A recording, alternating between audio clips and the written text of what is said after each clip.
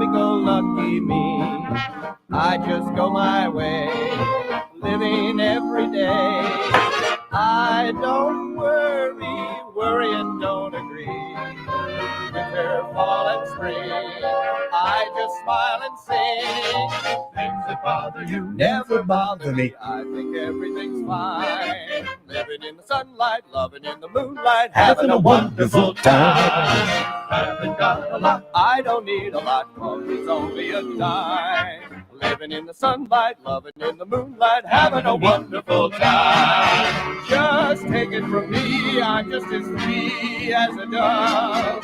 I do what I like, just when I like, and how I love it. We don't give a hoot, give my cares a hoot. All the world is in rhyme. Living in the sunlight, loving in the moonlight, having a wonderful time. What-da-da, what-da-da, what-da-da, what-da-da.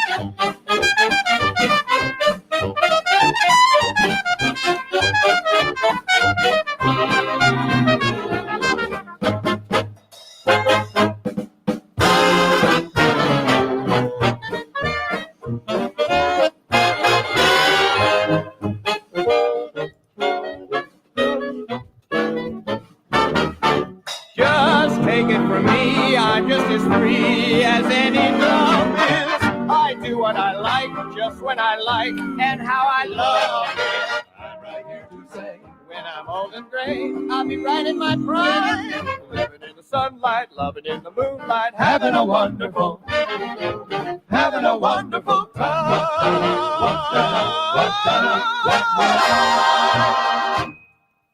You're listening to Late Night Radio on the SHR Media Network. Caution, there will be mature themes explored and potentially adult language used. If conservatarian words, phrases, certain concepts, or rhetoric offends you, tune out now. Freedom is never more than one generation away from extinction. We didn't pass it on to our children in the bloodstream. The only way they can inherit the freedom we have known is if we fight for it, protect it, defend it, and then hand it to them with the well-taught lessons of how they in their lifetime must do the same. And if you and I don't do this, then you and I may well spend our sunset years telling our children and our children's children what it once was like in America when men were free. I have come here to chew bubble gum and kick ass, and I'm all out of bubble. Ladies and gentlemen, boys and girls, children of all ages, welcome to BZ's Berserk Bobcat Saloon radio show, live and direct, right here in the SHR Media Studios. I'm broadcasting not from California, but from North Idaho, an actual free state. I happen to be your conservative Sherpa. And what I do is I guide you through the maelstrom of Democrat, leftist, and globalist lies, chaos, deceit, betrayal, and all of those things. And that's what I do. That's my job. Please note that for the next 2 hours, however long it may be, maybe a little over, maybe a little under, this show is my opinion. I opine here. And that's what I do. It's my opinion and my opinion only. The only guest tonight is me. Me and my vodka, potato water. Thanks for being here. So I am doing the job that the American media maggots refuse to do. I am fundamentally changing America one leftist diaper at a time. We don't water our drinks just like we don't water our conversations. We are still serving stiff drinks here in the saloon, along with facts, history, logic, rationality, proportion, context, clarity, tradition, and common sense for normal people like you. Say, that's some great common sense you got there. I like it. It looks good on you. Politics, religion, crime, culture, race, sex, economics, science, law. We talk about it all right here at the saloon, in the saloon where the speech is free, but the booze is not. I am streaming live right now to a whole bunch of different places. Let me see if I can pull that up. And you can find me on Spreaker and Apple Podcasts and Facebook Live. And live right now at KLRN Radio, courtesy of Rick Robinson. You can also find me on Twitch, on the SHR Media YouTube channel, the SHR Media Rumble channel, and on X. I am on my X, which happens to be, when I say that, I get some lurid things going through my brain because, yes, I did have a starter marriage. Just move that aside, BZ. I'm on X at BZ's Saloon. So thanks to everybody for being here. Meanwhile, a few moments later, hey, welcome to the show. Let's see what we have in comments already. Hey, like I indicated, look, it is the Phantom is here tonight. And the Phantom says yes. And it's NCX Group. This happens to be the group that does my cyber security. Like a locked cage, like steel teeth. That's me and my cyber security. Don't try to kick my ass to the ground. I'll ruin you. I'll ruin you, mother. Also, thanks to the Reaver of Common Sense for being here. Hey, wouldn't that be weird? He has his own show. The Reaver of Common Sense, Jersey Joe. And also, Mission Ready Men is here. Big E Earl Jackson with his show, Mission Ready Men on SHR. Also, Rick Robinson says, what a kind gentleman. He says, make sure to please like and share. And there is some connective going on right here with everybody. This is the time when I say something similar to, you can share the show right now, and you can be in our chat room. This is the current iteration of the chat room. Now, in other places, it may be 80 degrees. By the way, as you can see, it is my plush, sumptuous, palatial, and resplendent chat room. Probably going to be changing it again. It was rainy yesterday. Today, cloudy off and on. So it just depends. My understanding, though, is that it's been pretty windy and rainy. Well, it was windy today. Windy today, windy tomorrow. So thanks for being here. And the best chat room to be in is the one over at the SHR Media YouTube channel. And I also want to say, if you would be so kind, I update this constantly because it requires constant updating. When you go to the SHR Media YouTube channel, we're looking to get 500 subscribers. And I'm sure everybody watching the show is thinking, would you move on? Stop pumping the subscriptions. But again, I noticed as of yesterday, we're only 46 down from 500 subscribers.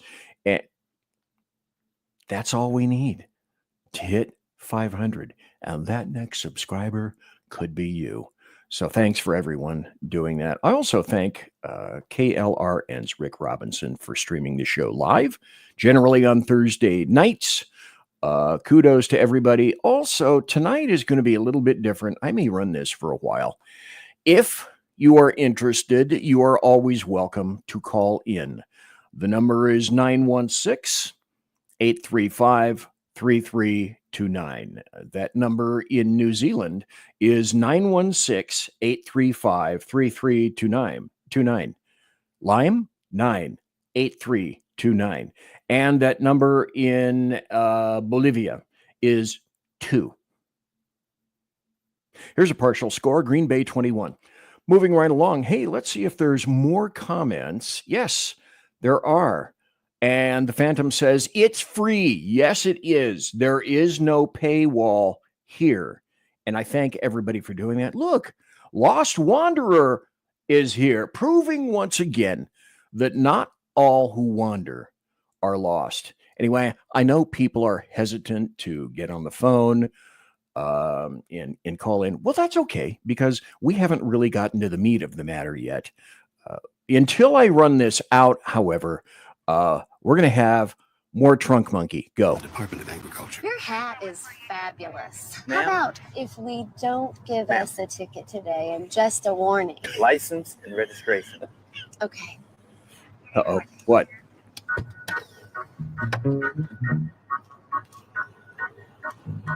Tap, tap, tap.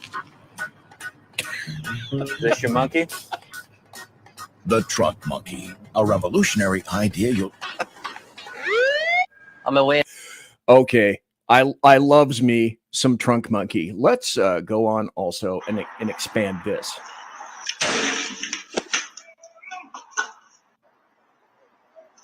Okay. This is essentially a minute of bicyclists, normally on a trail, who have been ruining a property owner's property, and he put up a fence. And for those of you who happen to be bicyclists, I would say this. Some of the most arrogant pricks that I've ever encountered in law enforcement were bicyclists. In California, always spell it with a K, bicycles are subject to the vehicle code. And as vehicles, they have to obey all the traffic laws. And so this is why I find it this is for me a wee bit of schadenfreude. If you're a bicyclist, I hope you don't take offense. Speaking of taking offense, let's go here. Normally, I don't do this immediately right out of the box. But tonight, I believe I'm going to. 35 people already listening live and watching live. Thank you very kindly. Tonight's theme, so to speak, is my insistence, I suppose, that we remove leftist, anarchist, black-robed judges immediately. And here's the story that started it. Now, because Democrats, the DLG, Democrats, leftists, and globalists, couldn't find it amongst themselves to win one way, they're going to win another way. In other words, they lost the election November 5th, the presidential election, with any number of cock-ups. Those are stories that have already been counted multiple times.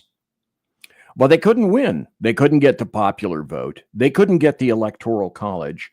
So they decided that they would contact all their black-robed leftist anarchist buddies and go shopping for judges. Now, the Republicans, as Rick Robinson has pointed out a couple of times, they're not that much smarter in terms of their own show prep for the show that began January 20th. And I got to put this up. I'm trying to be serious, damn it. The Phantom says, by the way, I may be in the shadows, but I come out for the show. And Squatch Zone is in the chat room. And I got to put his up. Morons can't see a gate. Well, yeah, that's because they're driving so fast. Okay. I was trying to get serious here, but I had to put that up anyway. Welcome, Squatch and Squatch Zone. So they couldn't win. They decided that they were going to go with all these black-robed judges. Now, they're all, I should note, from district courts.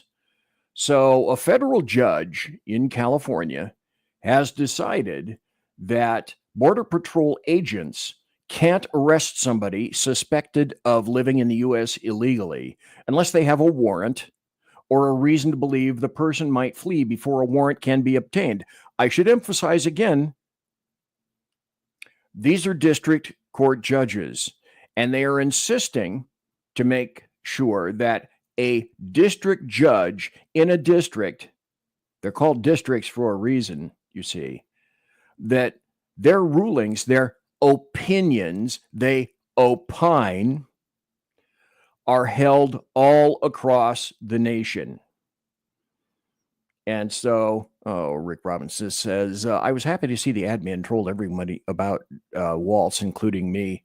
And the point is, we will get to that story. Waltz was not,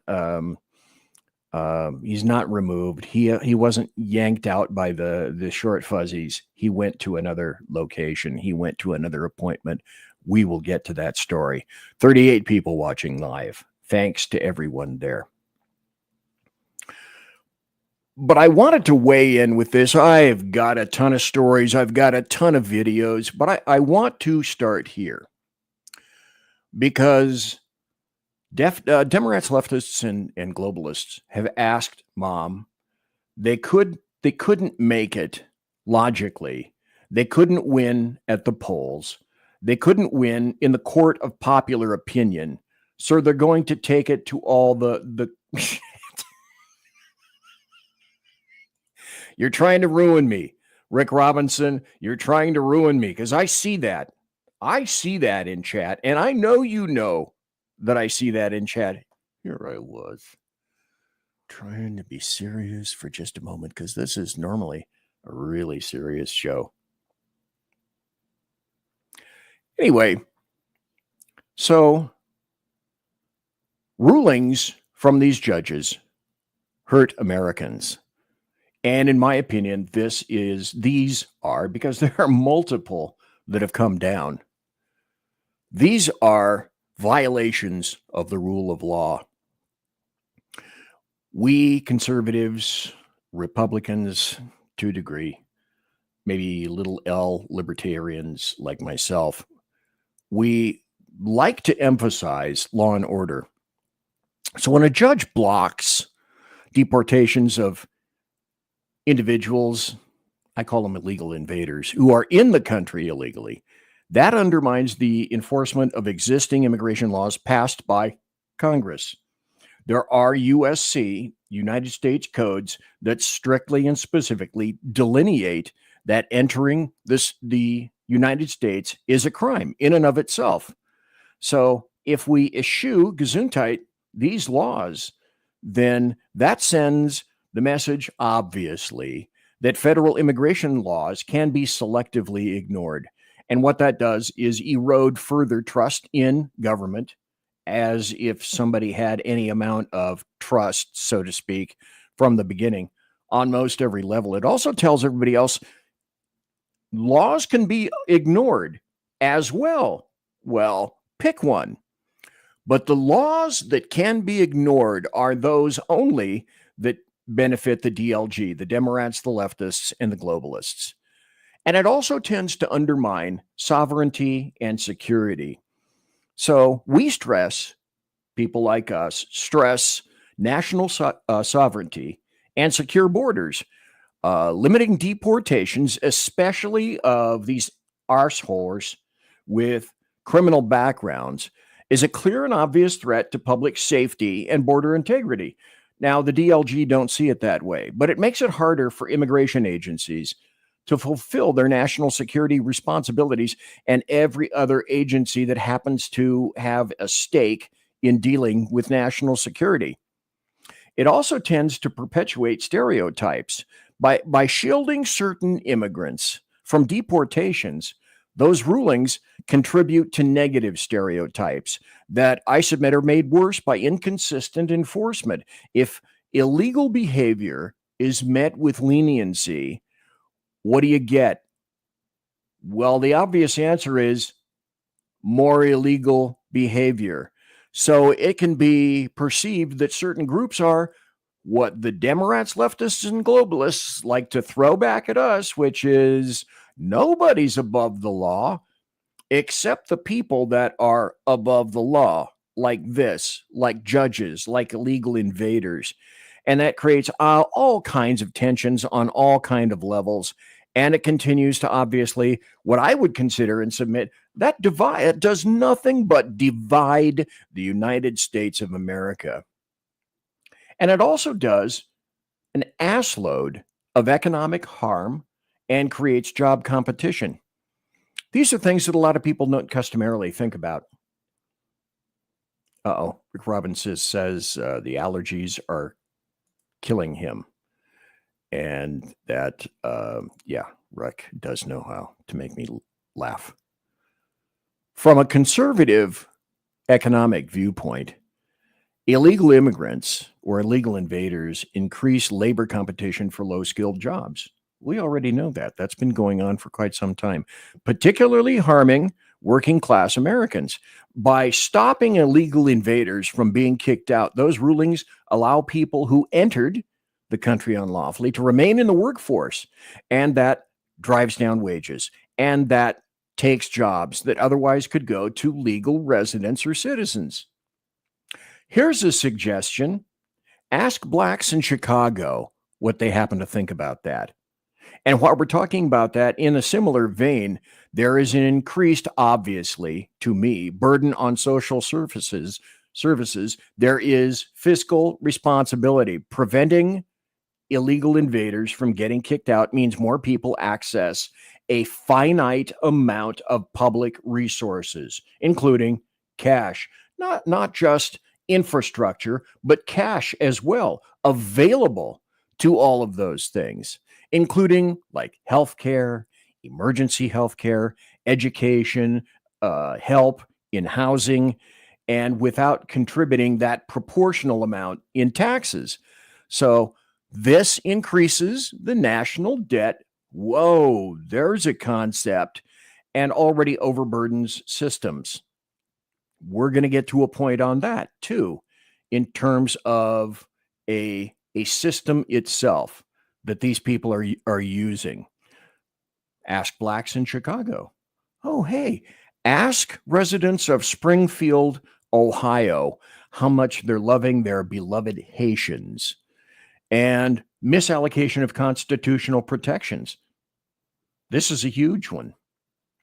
Constitutional rights are reserved for citizens and legal, lawful residents.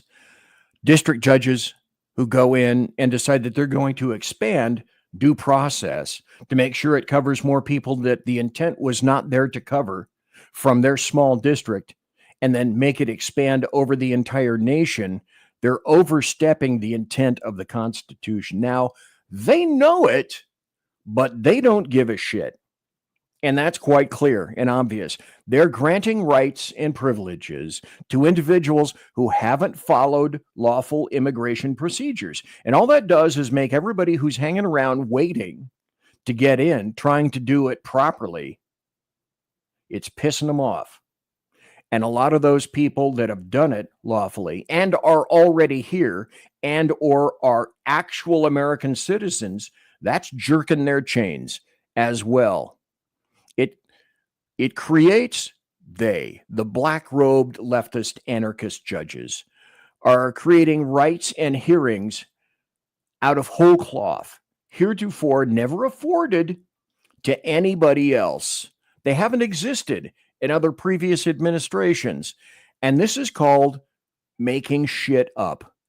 Let me see if I can point this now. All these presidents, and I'm going to have to pull this down just for a moment so that you can see the full graphic. All of these presidents did just that. They removed a ton of illegal invaders. Hey, look, it's Bill Clinton. 869,000 that he deported. It's George Bush Jr. 2,012 illegal invaders gone, deported under the Bush regime. Hey, Barack Hussein Obama, 3 million illegal invaders that he took out. Then there's Trump, 45, 1,100,000 illegal invaders. And Biden, I'm kind of surprised that he took any out at all. Look, it's the smallest amount of illegals of any president heretofore up to this date, the autopen regime removed 616,657 illegal invaders. Trump so far about 30,000. So should we be surprised about this? And the answer is no. We shouldn't be surprised. But all of the people before that took illegal invaders out, that was okay. Now, because it's Trump 47 and they didn't win the election, the Democrats, leftists, and globalists are shitting kittens and car parts, making sure that their good friends, the asshole judges, are doing their bidding. And you can't tell me when you start doing investigations into these people that they're not linked to either money or cui bono. That's the first thing you have to ask. Who benefits out of all of that? Now, a bunch of recent district court rulings addressed the Trump administration's use of the 1798 Enemies Act, or Alien Enemies Act, the AEA. And that was to expedite the deportation of illegal invaders, particularly Venezuelans associated with the Trinidad gang, and also MS-13. These rulings from these black-robed assholes have great security consequences, national security, and the rights of non-citizens. And people are saying, well, this is placing the rights of these citizens above actual Americans. And where did this come from? Comment from Squatch Zone. So these are new rights. As I indicated, you could see by the graphic how many prior presidents did so. They removed illegal invaders. But now that it's Trump, particularly 47, it's time to make sure that none of this occurs. Fine for the other presidents. Semi-okay under 45. Absolutely verboten under 47. So, District Court Judge Fernando Rodriguez, who happens to be a Trump appointee, I'll tell you about that. Hey, 43 people watching live right now. Thanks to you. Said the use of the administration, by the administration of the AEA to get rid of Venezuelan migrants without due process was unlawful. Okay, except the one particular individual that everyone is bleeding over. He had due process twice. And yet we still can't protect the nation. This is obviously, to me, judicial overreach. Black-robed, leftist, anarchist judicial overreach that exceeds the scope of their judicial authority in matters of national security and also illegal invader enforcement. What, we don't have the ability to enforce our own laws? Well, the answer is, of course, yes, we do. And they're written into the various elements of the USC. What this does is this undermines public safety, confidence, whatever confidence is remaining in government, and the government's ability to protect its citizens and to keep our sovereignty and to keep our national security, which are huge. They're extremely important. Fiscal responsibility and public resources. So when the decisions all around the boneyard land were made to halt the removal of illegal invaders, it placed a continuing, which kind of moves up and down, but it's a continuing increase on the American taxpayer and the burden on public services and resources. Illegal invaders who aren't removed from the country continue to access social services and access healthcare and access education. And that strains state and federal budgets. Hey, look, California, always spell it with a K, complaining that we're billions of dollars over budget, primarily because we decided to afford free shit to illegal invaders, people who aren't due that. Meanwhile, actual Americans in California, always spell it with a K, are fucked with a capital UCT. But wait, Those black-robed leftist anarchist judges' decisions, they limit the executive branch's ability to respond fast to national security threats and enforce immigration laws effectively. The laws are on the books. I repeat, for those of you who just tuned in, the laws are on the books.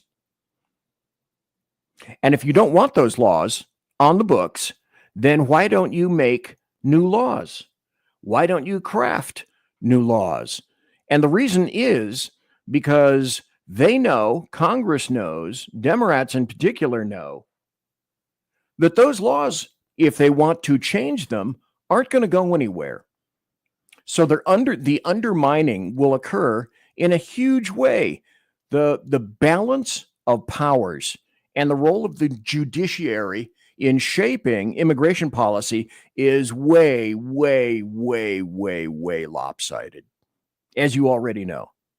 Okay, so one of the fundamental things that you have to ask yourself is, why do we have an executive branch if the judicial branch can rule and run everything? And that really doesn't take into account the legislative branch as well, who've already ruled, who've already made laws that are enforceable or should be enforceable under the USC, the U.S. Code. So somewhere, I got a break coming up. I'll come back after the break with more, but I will leave with this. Somewhere, there has to be some kind of a balance between executive authority and judicial oversight, the legislative branch, and the enforcement of immigration laws against illegal invaders. These decisions, they reduce most any effective enforcement of national security. These are huge issues revolving around national security and the protection of American citizens. That's the fundamental job of government. Conservative media done right. You're listening to the SHR Media Network. Come listen to BZ's Berserk Bobcat Saloon radio show.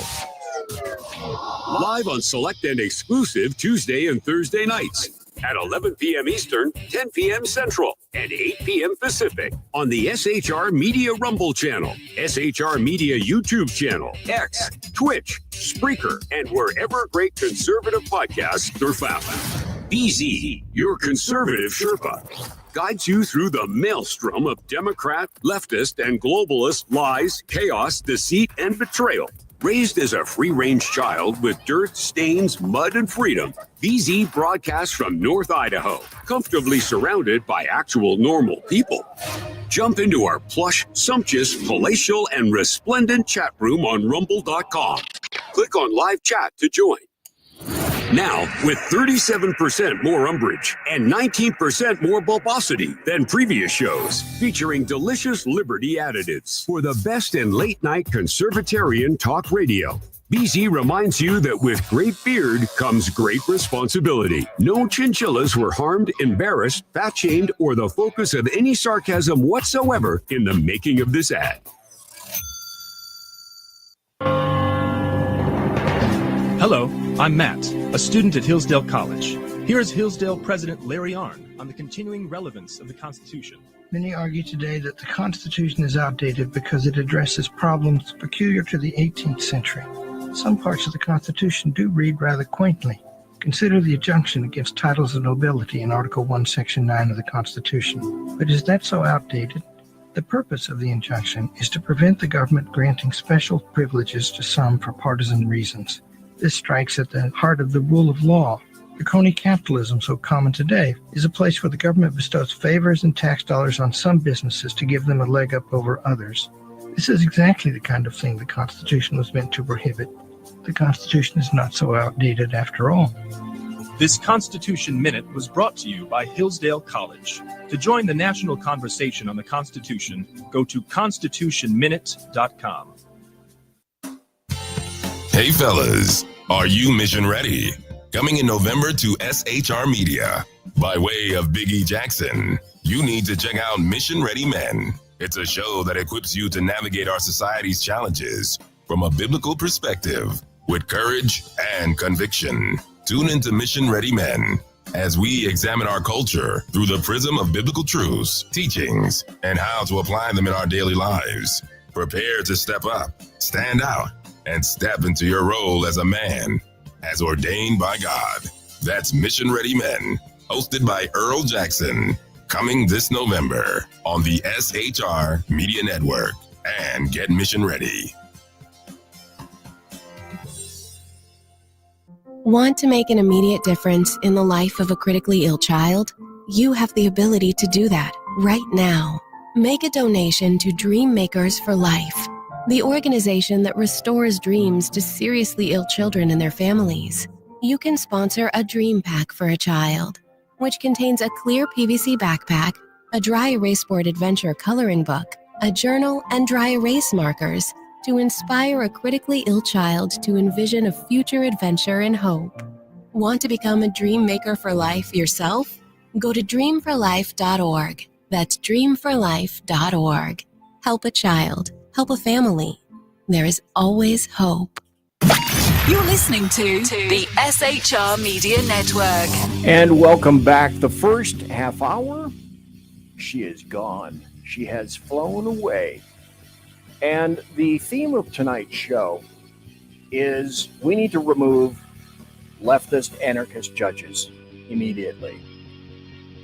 Now, because I listened to Rick Robinson, who is soothing his ragged voice right now, because he's been speaking almost 24/7.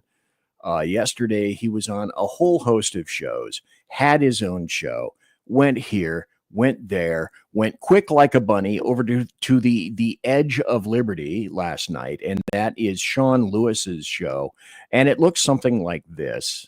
And you need to go there on Monday and Wednesday nights, same time as me, 8 p.m. Pacific. And Rick Robinson was in there talking with us about all sorts of things. You can go see the show. It's over at SHR. Anyway, thanks to everybody for being in the chat room. And Lost Wanderer, you listened to Rick on purpose. Brave, brave man. Wow. Okay, you're pretty brave too, Lost Wanderer, indicating, as I've said oh so many times, proving that all who wander are not lost. So thanks to the 45 people now who are watching live in the broadcast. I continue with this. Like I said, there has to be some kind of a balance between the three branches of government. And to kind of touch back on the 1798 Alien Enemies Act, what it does is it grants a president in times of war the authority to deport and detain non-U.S. citizens of enemy countries. Well, see, Mexico isn't our friend, okay? And not the bulk of countries in Central and South America. Certainly not China, certainly not countries in the Middle East, certainly not countries in Africa. We don't see the Danes and the French clamoring to get into the United States. They have their own problems with repression, oppression, censorship, and tyranny. They have their own shit to worry about. But the AEA, the Alien Enemies Act from 1798, allows the government to apprehend and remove aliens who are subjects of a hostile nation or government during times of war. I repeat, these nations, they declared war on us, enabled by the Otto-Pen regime in order to drain our resources and invade. Moreover, I should like to point out this quote, and it is a quote. The act allows for the apprehension, restraint, and removal of aliens who are subjects of the hostile nation or the government. These acts were created for times of war. And also, with emphasis, political subversion and national security. And it was, and it is a war until we managed to close a good portion of the border. I've said and written any number of times that Democrats, leftists, and globalists are intent upon not replacement theory, But as I've said before, replacement reality. The reality is, because you're an American citizen, you need to be replaced. So swamping the country with illegal invaders, which is a form of war on behalf of the Democrats, produces a whole host of great numbers of people in congressional districts, which creates additional congressional districts themselves, which in turn creates districts of people beholden to the politicos who got them there in the first place. And that's a major part of the point of it all, is to ensure that Democrats are elected in perpetuity. Pretty much, period. Create a brand new class of individuals that are loyal to them, dependent upon them, the government, and grateful for their directed largesse, because the Democrats are certainly doing that. Left completely out of the equation, and why it truly is replacement reality, left out of that equation are people like you and me. You know, actual Americans. And by that, you know, it's like the Australian journalist tried to corner Tucker Carlson. Oh, it's just about white people. As I referenced, ask the blacks that are in Chicago who are being pushed to the bottom by alien illegal invaders. And most every urban, leftist urban rat cage all across the United States of America. And so I'm talking about not just whites, blacks, Asians, Hispanics, and all melanin counts in between. Okay? It's actual Americans, ourselves, who are being ardently kicked to the curb, enabled by the black-robed leftist anarchist judges who need to be removed. I said before, and I emphasize this now, and you'll understand very soon why. Who appointed them is immaterial. Their undermining for political biases is the point. They hate Trump, plain and simple, and sometimes those things really are elementary. So, oh, but it's a Trump appointee, that judge. Well, people will say one thing and then act another way. And then we also know, as we saw through SCOTUS, we picked and nominated people that we hoped would adhere to conservative values. And one of the first things we discovered, well, you cannot count on John Roberts. And you can't count on at least two of three of the three jurists for SCOTUS who were selected under Trump 45. So, you know, you have to ask yourself, so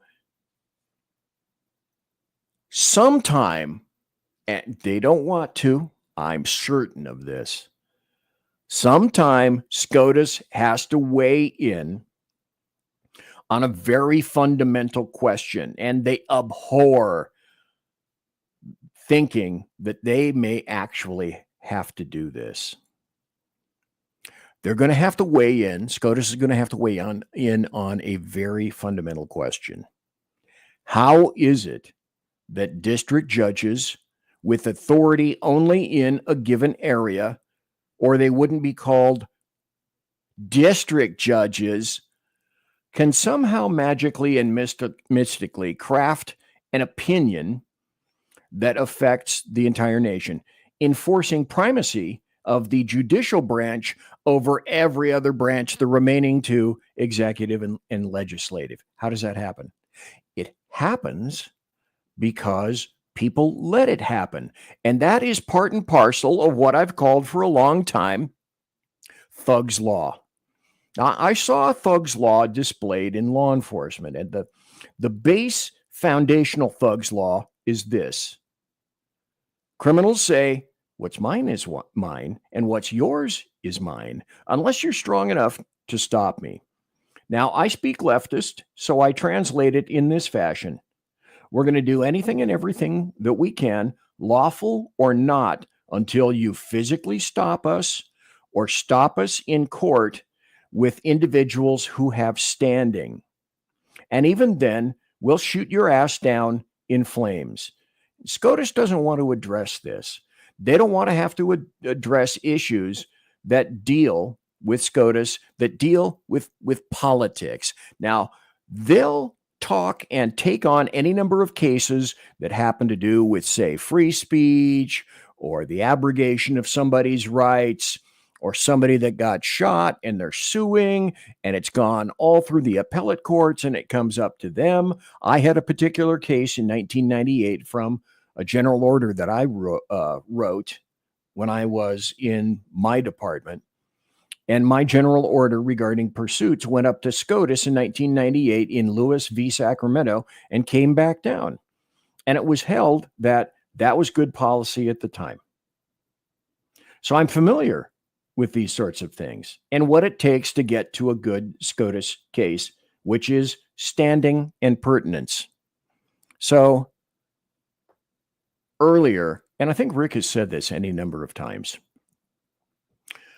Rick Robinson today and on prior shows has conjectured about the temporary suspension of habeas corpus. And I'm sure a lot of people in the audience right now are going to go, well, two things. They're going to go, no, or what the hell is that? Well, hang on. I will describe. And it's a temporary, I would assume it's going to be a potential submitted temporary suspension of habeas corpus. Somewhere, somehow, this insanity has got to stop. And it's got to come in some kind of an alignment. Now, that's how dire these current circumstances are right now. So habeas corpus means basically the body of the corpse. Is legal protection for detained people to argue in court that they are being held illegally. It's a legal procedure from which a report can be made to a court alleging, say, unlawful detentions or imprisonment of an individual, and requesting that the court order that the individual's custodian, whoever that might be, to bring the prisoner to the court to determine whether their detention is unlawful. On its face, hey, that sounds like a great idea, doesn't it? 45 minutes and I'm still talking, and I haven't really gotten into any stories or videos right now, but this is important. This is absolutely critical. Mission Ready Men, a great comment. And Unleash Jeremy Hansen, who is in chat. Thanks very kindly for being here. So it's an important concept, but are we to the point now where we actually have to consider this? Because if we don't, at the opposite end, at the end of that big long tunnel down there in the railroad tracks is a little bitty light, and that's the end of the country. So that's either somebody with a signal light or it's a big-ass diesel locomotive about ready to run our collective asses over. But you have to ask yourself some questions, in my estimation. How is it can it be humanly or physically possible to bring what is presumed? I think people, the stats have been lying to you. People have said, oh, there's 11 million people in here illegally. Well, number one, bullshit. And then people most recently have been saying, oh, there's 20 million people in here illegally. To which I reply, bullshit. I suspect there's probably closer to 30 million illegal invaders here in the United States of America that have been purposely secreted all around, flown to various places in the dead of night. And we know it. We recognize it. But in terms of being able to, the question really is, with that amount of individuals, how do you possibly take up to 30 million people and cram them into any kind of court for any kind of detention hearing in any kind of reasonable accommodation. That's just insanity writ large. Stop. And that's where, in my estimation, the Cloward-Piven strategy comes into place. Now, it was originally designed for something else. The Cloward-Piven strategy was originally the facilitation or fomentation of some kind of a political or infrastructure crisis. And first, it was designed at overloading the welfare system by way of an increase in welfare claims. So its focus originally was very, very small, very narrow, very limited. And that would, they hoped, force the creation of a system of guaranteed minimum income. That's what the Cloward-Piven strategies, that's what its focus absolutely was initially. And basically redistributing income through the federal government. But see, that's when you think inside the box. Now, if you're a leftist, you have to make sure that you think outside that box. Hey, why can't we use the Cloward-Piven strategy to destroy everything we hate, take it down to rubble, bounce the rubble, and start over? Only we'll be the ones in control, and we'll be the ones starting over. So it's interpreted, and the way it's utilized like a cudgel today is it's a directed and forced intentional crashing and overloading of any system, particularly a governmental system on any level, state, federal, local, and rebuild that system in the fashion that the way the people that are crashing it, that's what they want. Because if we can't get what we want on this end, we'll just tear civilization apart. And then in come the leftist, anarchist, black-robed judges who need to be removed. So, as I say, make no mistake, okay, this is critical. Every bit of this is intentional. It's on purpose. It's quite purposeful. Democrats, leftists, and globalists, they couldn't win in the court of national elections, the popular vote, the Electoral College, which, of course, they want to remove also as well, because they couldn't win there. So they've taken to judicial insurrection by basically the black-robed SS, the Schutzstaffel, or the SS paramilitary anarchists who happen to wear black robes. So to date, they're winning. And you may say something similar to, oh, BZ. No, they're not winning. This is temporary, because it will all eventually go up to SCOTUS, won't it? And SCOTUS, as you and I well know, will welcome these cases with open arms, because SCOTUS will have to weigh in on their friends, the federal judges, in the district courts, in the appellate courts. And what do we know about people in a certain given job or application? Don't they tend to support themselves? Well, they certainly do.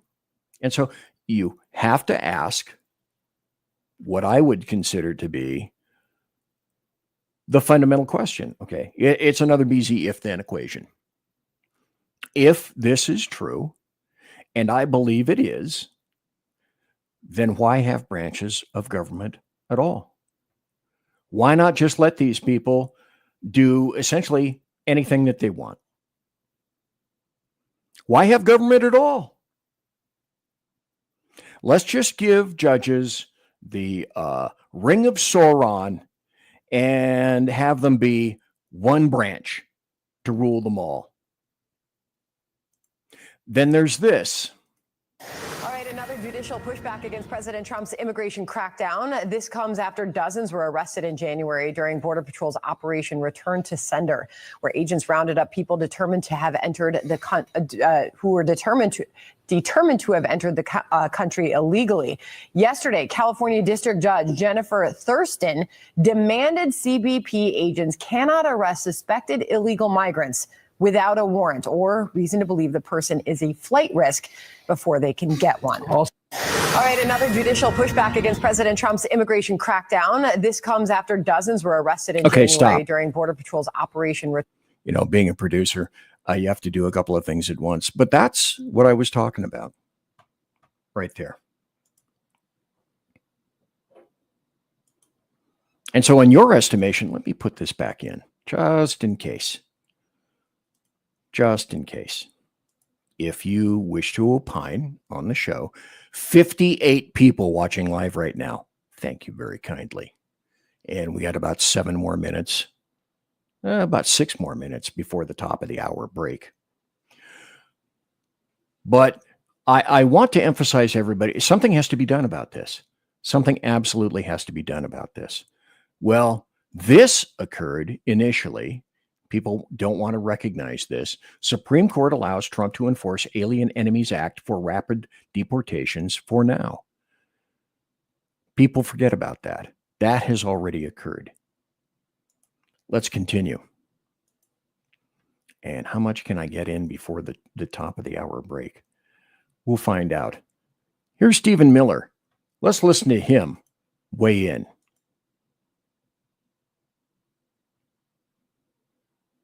Okay. Stop, Steve. Let me see if I can turn on the volume. Side details of our foreign policy and negotiations with a foreign country.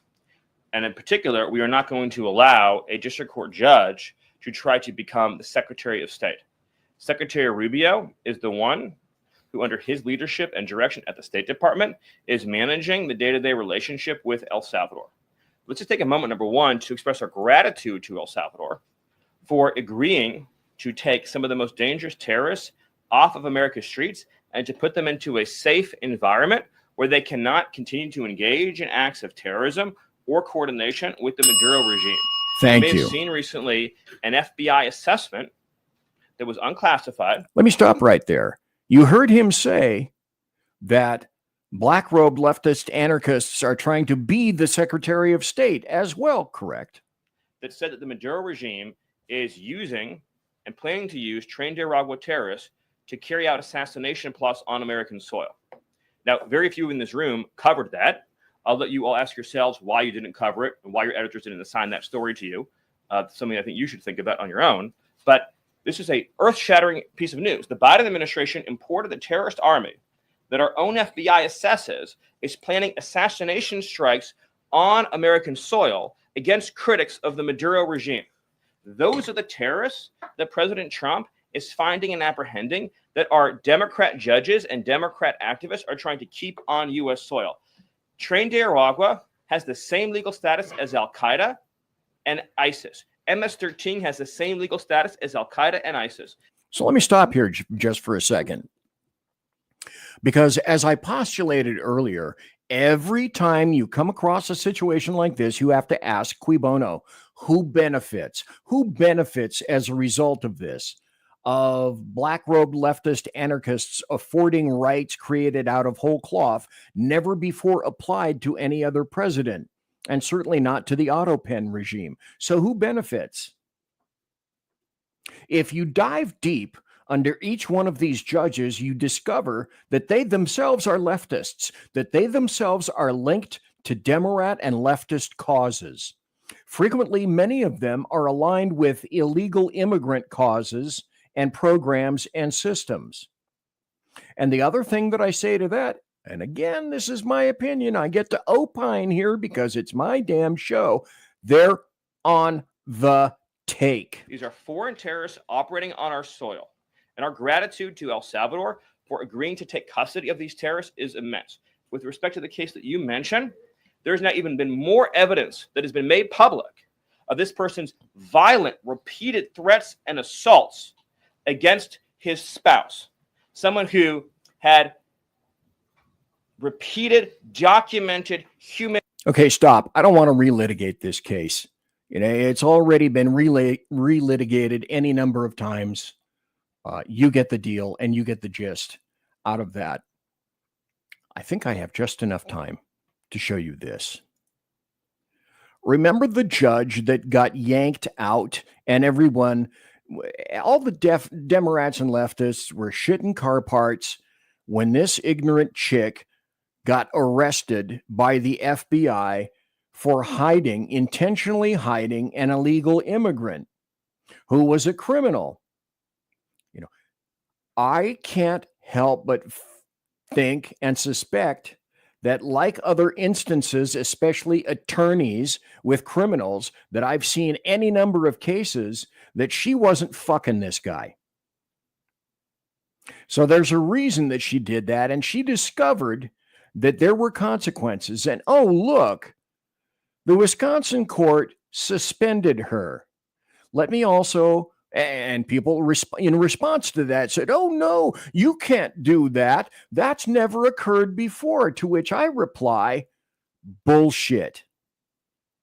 It's absolute bullshit, because I'm an ancient dude, but I can find this shit on the internet. So that means that any moron can find this on the internet as well. Look, gee whiz. Back in 2019, Boston area judge charged with helping an undocumented immigrant escape the courthouse to elude ICE.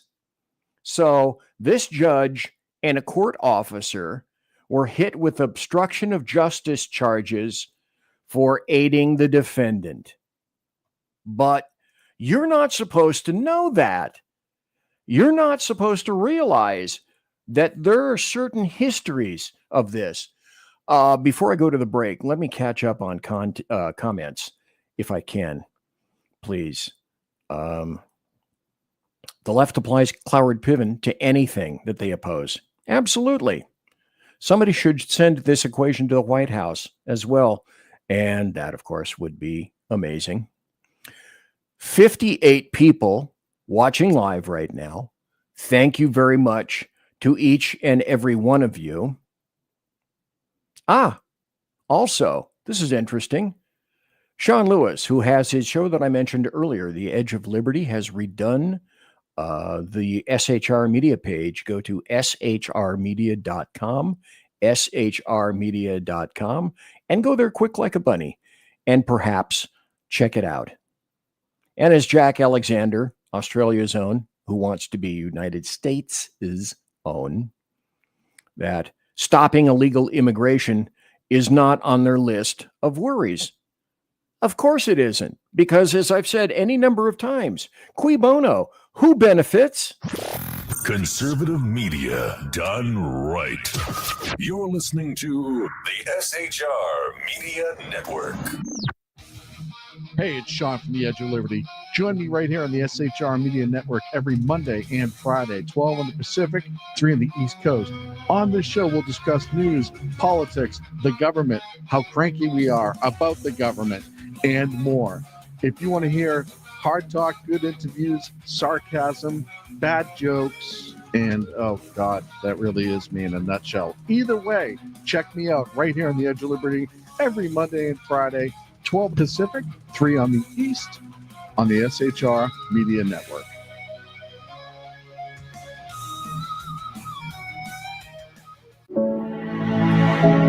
Freedom.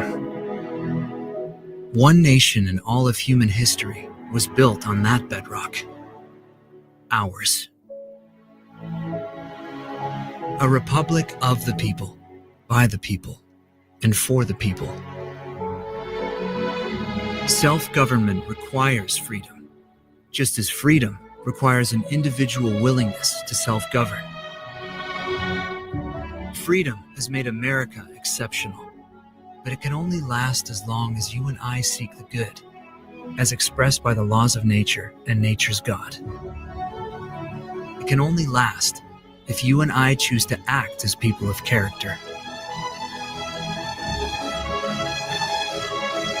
Forging character has been the pursuit of Hillsdale College since 1844.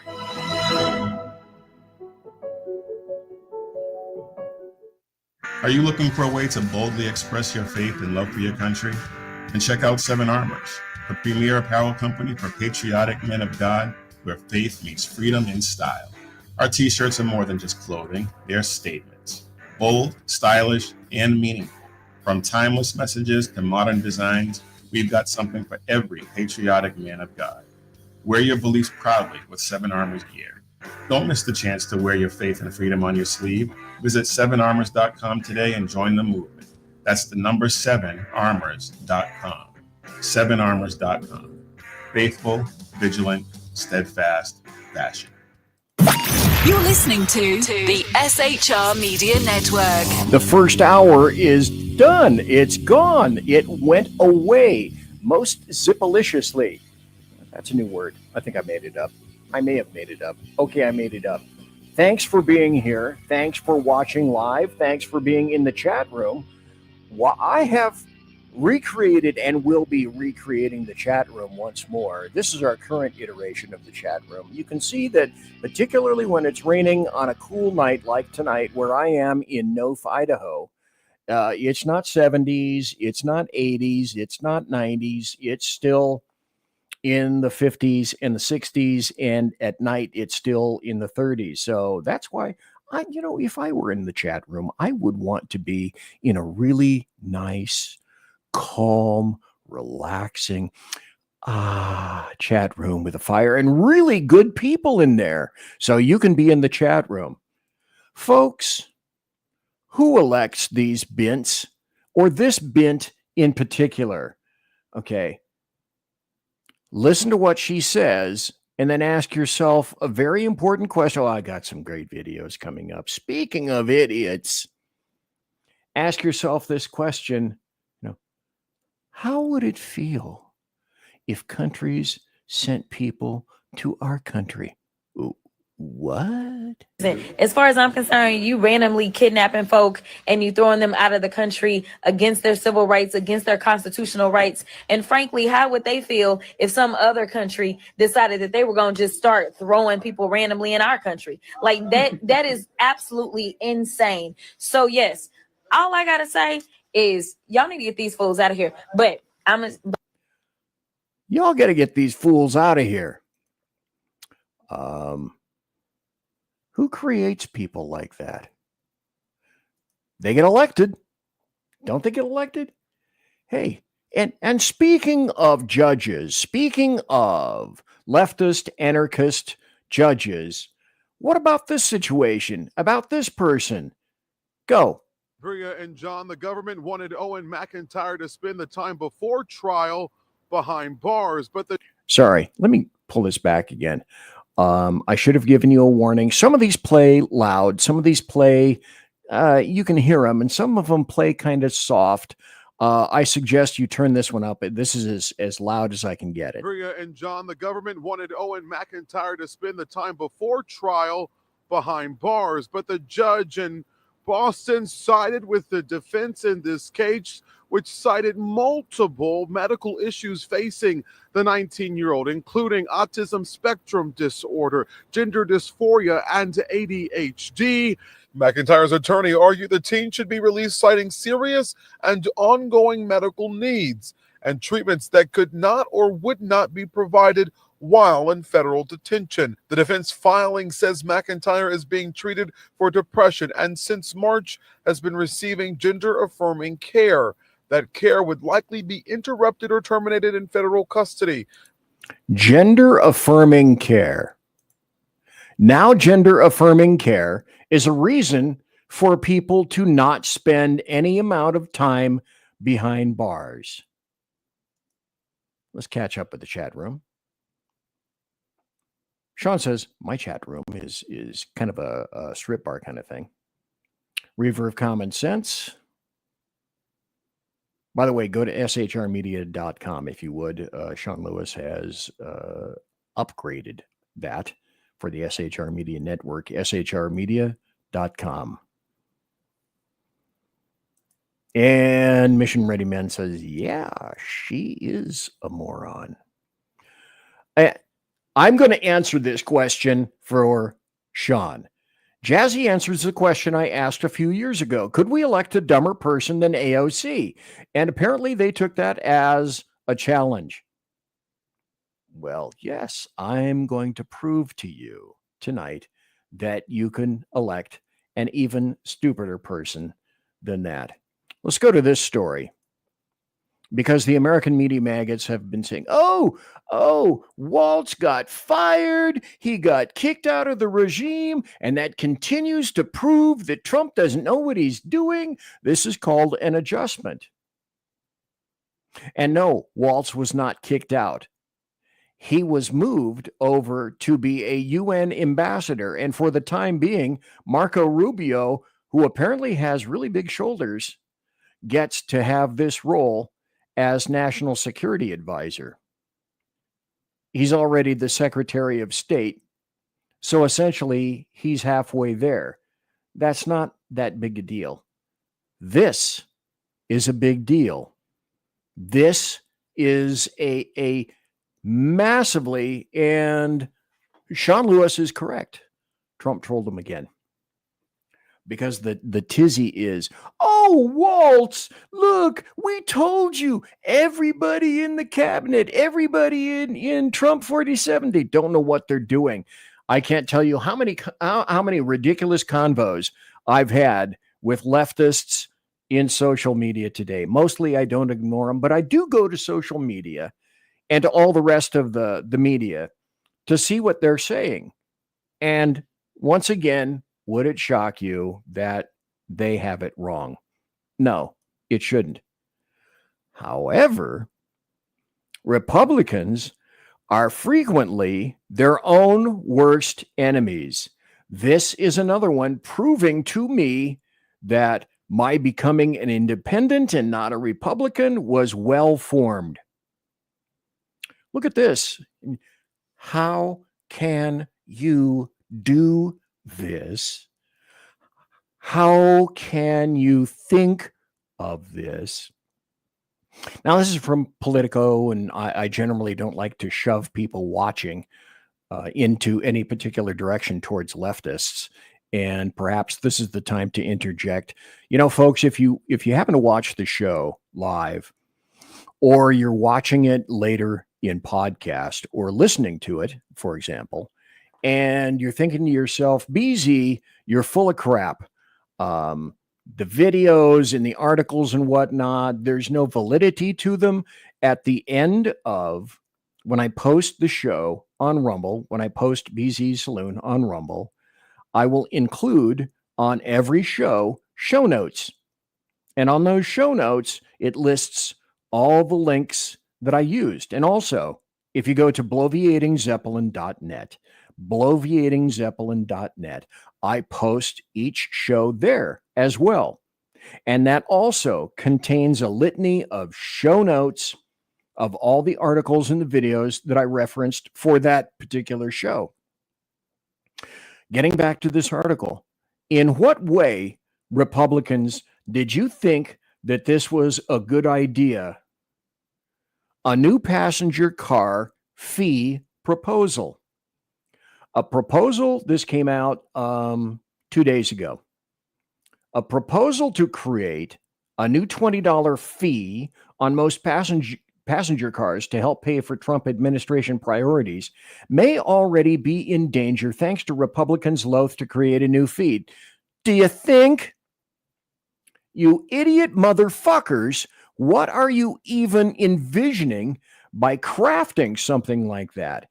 Anybody and everybody linked to that should be absolutely slapped shitless.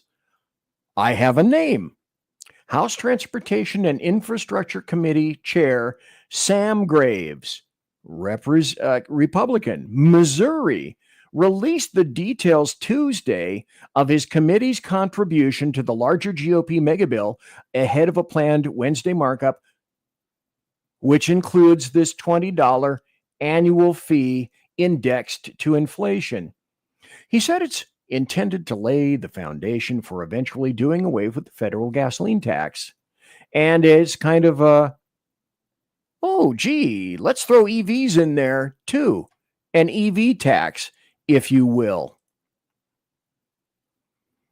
Folks, and I will be doing a show specifically on this next week.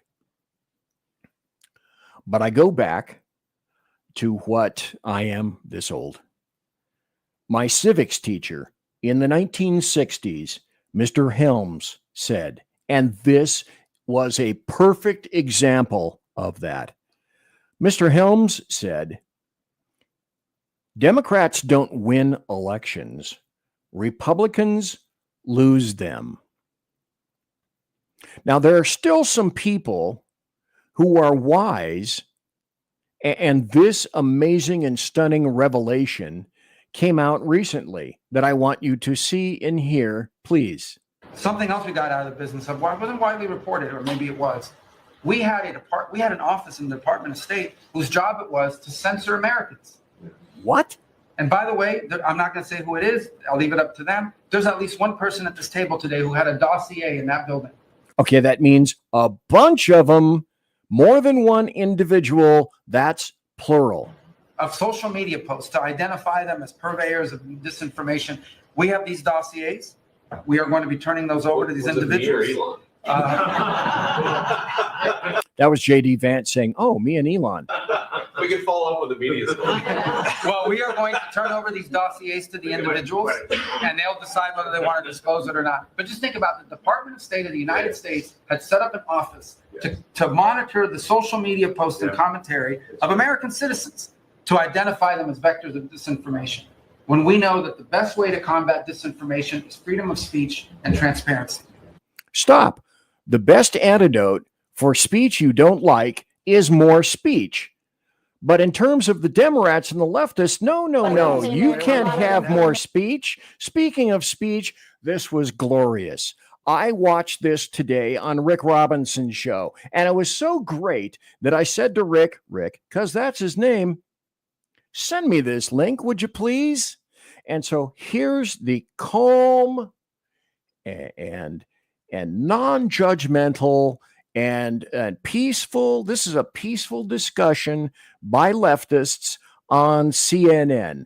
And you'll see that not only is Islam the religion of peace, but the Democrat Party is the party of peace. A lot of them came in with parole. A lot of them came in. CNN polling shows 54% of Americans want Mr. November Abrego polling showed Garcia Donald back. Trump won the That's election. CNN polling. Well, you know, the Republic is shifting. All right. We are a sovereign nation, and you cannot just come into our country illegally whenever the heck you want, because we can't do it to any other country on the face of this Asylum earth. is illegal, If right? you come in illegally, you have to leave. Americans are tired of that. We do not have unlimited resources. You know who was here We have to illegally care with a for our own people deportation order? first. Marco Rubio's grandfather. All right, let's. We're not talking about Marco Rubio. Oh, now we're not. Now that's not relevant. It's not No, I'm relevant. talking It's not about relevant Marco to this Rubio because conversation Marco at Rubio. Wait, who's the voice of logic here? Oh, black people can't be the voice of logic. This is a black person speaking against his own party. Oh my God. Bad black person. Bad. Shouldn't be doing it. Then he brings up a bunch of salient points. Oh, he's not going to get a Christmas card from the DNC or CNN. He used to be an advocate for TPS for Venezuelans, and Marco Rubio used to I'm be not Marco an advocate Rubio, for Nicaraguans let me tell you and my Cubans. beliefs. No, If I you know come you're into not. this country illegally, you are going home. Simple as Okay. that. We do not Listen, have unlimited resources. I think in a this lot of country Americans to take care of other people. But wait, it devolves even more. A hell of a lot Hold of on, people, guys. other than the black Anna. people who were brought here as slaves, who came to this country illegally. They're From a not lot the of same as different- black people who were brought here against That's our will. exactly what I They just said. decided I to said walk there is their a butts lot across of the people border. There's other a big than the difference. black There is a people. big That's difference. exactly what I There's a just big said. difference. That's Share exactly Michael, what I just share said, Sir Michael, Michael. and Look and act indignant. That's Okay. exactly what It's I not just about said. acting I- indignant. Yes, it is. let me You just heard me share say Michael. that other than the black Anna people and who share came Michael. as slaves, there are a lot of people from Share many, Michael. I think many you countries actually that came misheard here what she. illegally. I think you misheard what she said. No, he purposely misheard. She said. I purposely She misheard. did. So now you're in my Share brain? Michael. Listen to me for Is just a that, second. is that where we're going? You Share think Michael. I would Listen to me say, for a I who second. have advocated Anna, for black please people stop. my entire life, would Anna, say something like that? Anna, Give me a Because damn you've break. advocated for black Anna, people, please great. stop. Congratulations. Last time I checked, I'm black. You're not. Okay, share Michael. That's This is- right. I'm Latino, and my people are being racially It is- profiled. it is- and And do I have to unfairly treated. remind you the history of my people? Share If my- you I want have to to go read- there? no, I Do you don't. really Okay, want to go we're there? gonna Now we have the hierarchy of victimhood. This is what the Democrats and the leftists and the globalists are all about. Who can be the biggest martyr? Who can be the biggest victim? You're watching it. Raul, we're going to go to break. Raul Reyes, thank you very much for joining us. Everybody else, hang tight. We'll be right back. And I'm sure they continued to argue about that on into the break.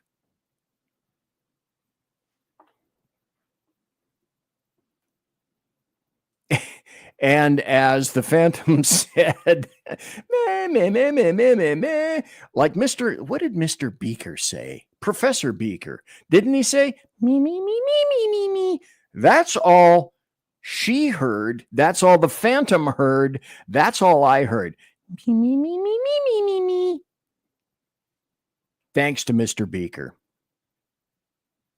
Here's an important point that I said I was going to mention. And I have about 10 minutes before the break, 11 minutes before the break. So this is a good time to mention it right now. 58 people watching live right now. Thanks to everybody watching live the show.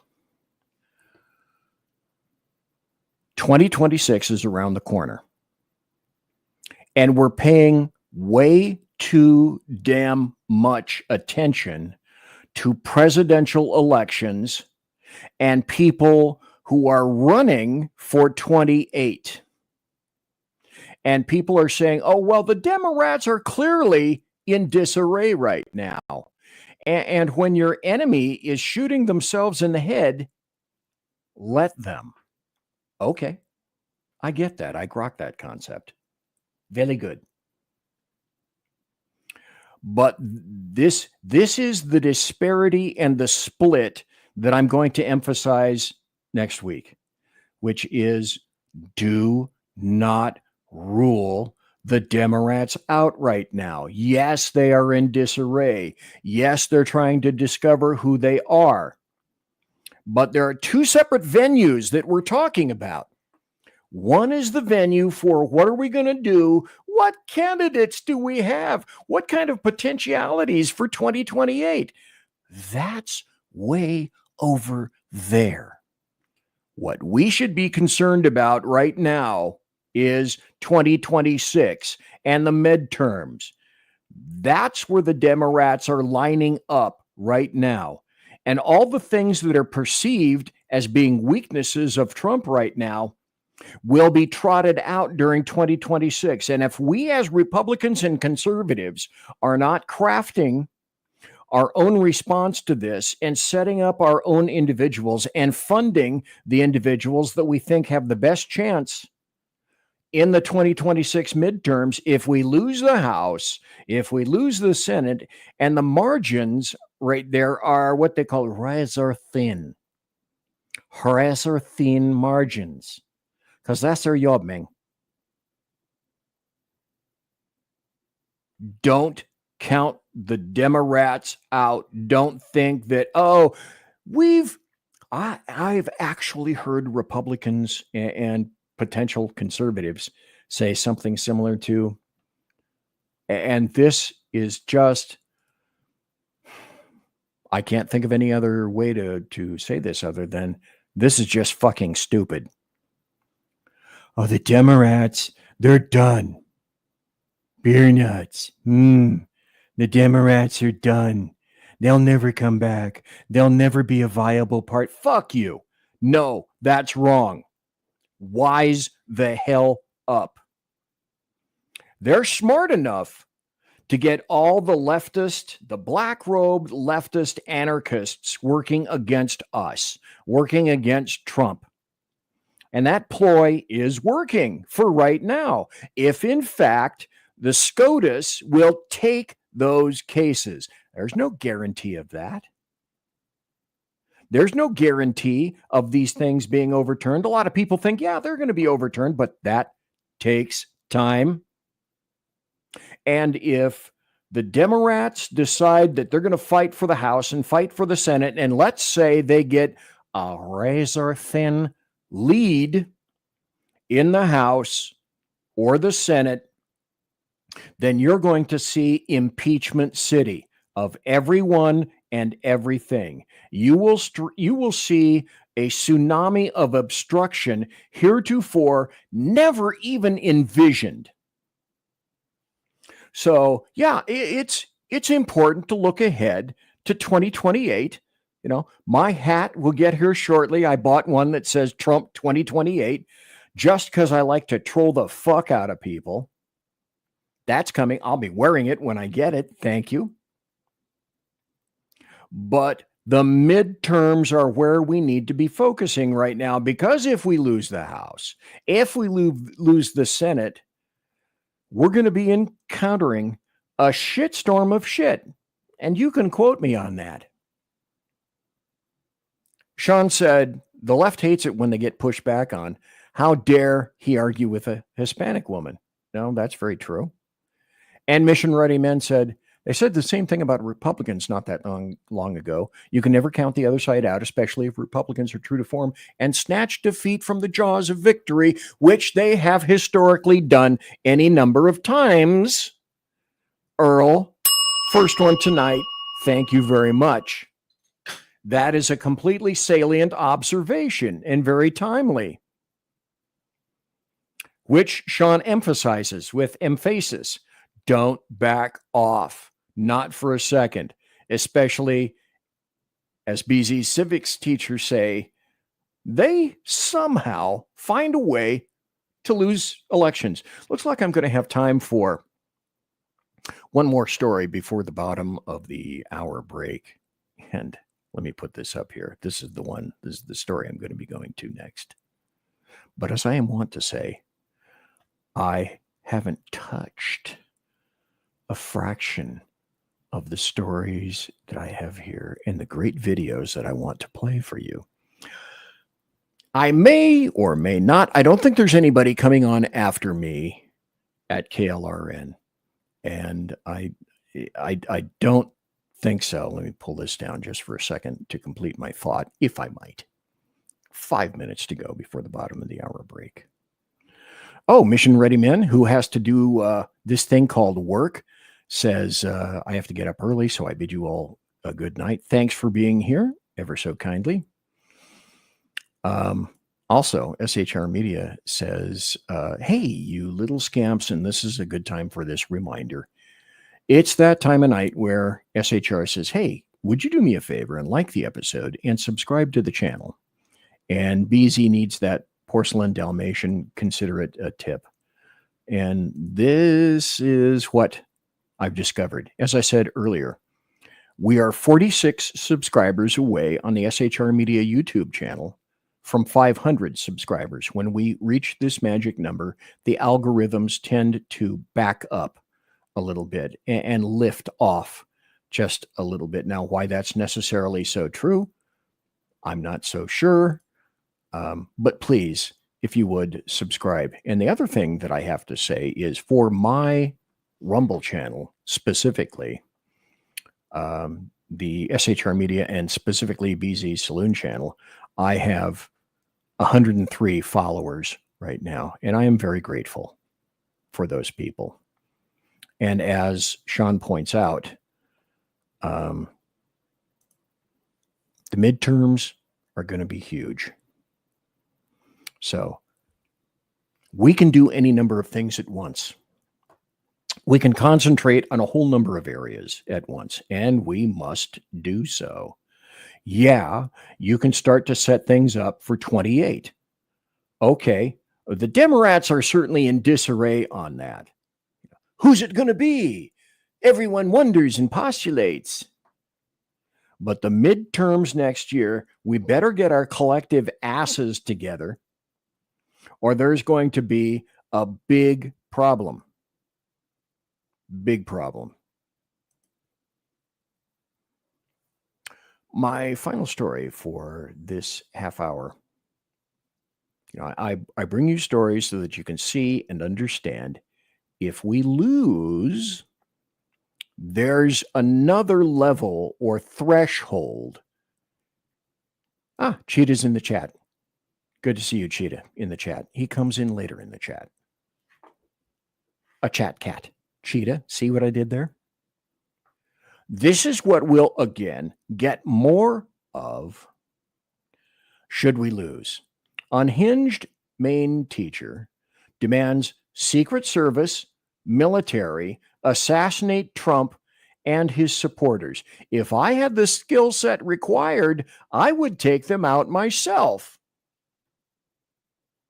Now, what do you think would have been the reaction of some Republican who said or wrote something similar to that during the auto pen regime?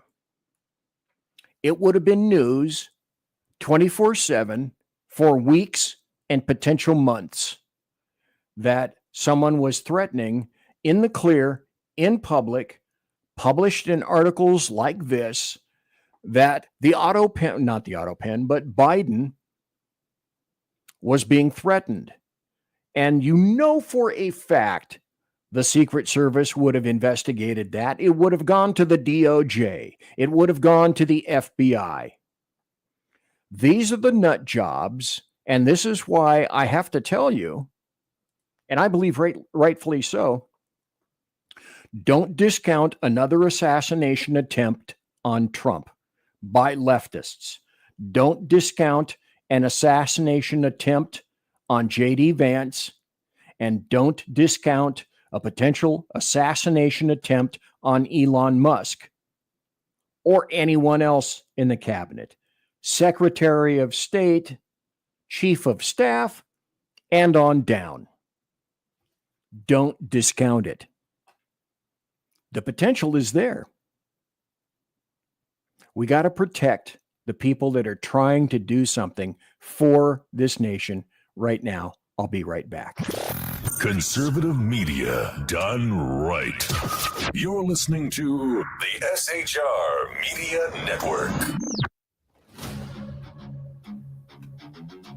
Welcome to Reaver of Common Sense, where we cut through the noise of news and politics with a sharp wit and clear discussion. Tune in every Monday and Friday at 9 p.m. Eastern Standard Time for a refreshing dose of reality as we fearlessly tackle the tough topics with no nonsense, just pure common sense. Visit shrmedia.com to discover where you can catch Reaver of Common Sense in action. He's here to amplify your inner logic.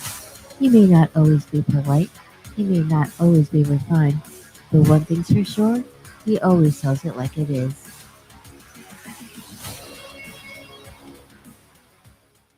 Independence.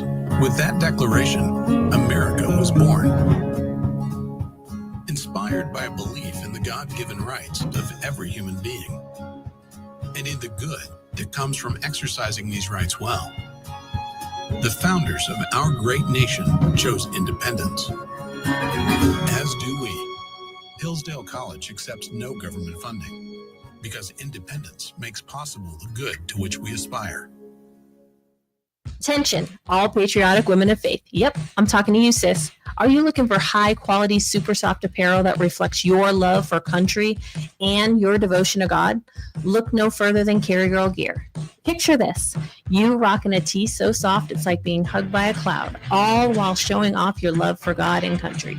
Sounds dreamy, right? Well, welcome to reality, babes, because that's what we're all about here at Carry Girl Gear. We specialize in super soft tees, tanks, and more, designed specifically for the strong, patriotic woman who proudly wants to carry their message of faith and freedom. When you shop with us, you're not just getting a t-shirt. You're joining a community of like-minded women who are proud to wear their beliefs straight on their tees. So whether you're sipping sweet tea on the porch or leading the charge for faith and freedom, do it in a Carry Girl tee. Because life's too short for stiff, boring tees. CarryGirl.com, where faith and freedom meets fashion. You're listening to the SHR Media Network. This is the final half hour. My grand thanks to everybody who was watching. We have 60 people watching live. Gratitude to all of you. A ton of people have been in chat. I should point out that Sean Lewis has revamped shrmedia.com. That's our flagship point in the internet. Go to shrmedia.com. If I'm not mistaken, you may still be able to find some great stuff there, some great merch at shrmedia.com. Now, I have not yet been there, but I will go there after this show to take a peek at what Sean has done. And if it's done with the stellar professionalism that he customarily has done in the past, then my guess is it's going to look really good.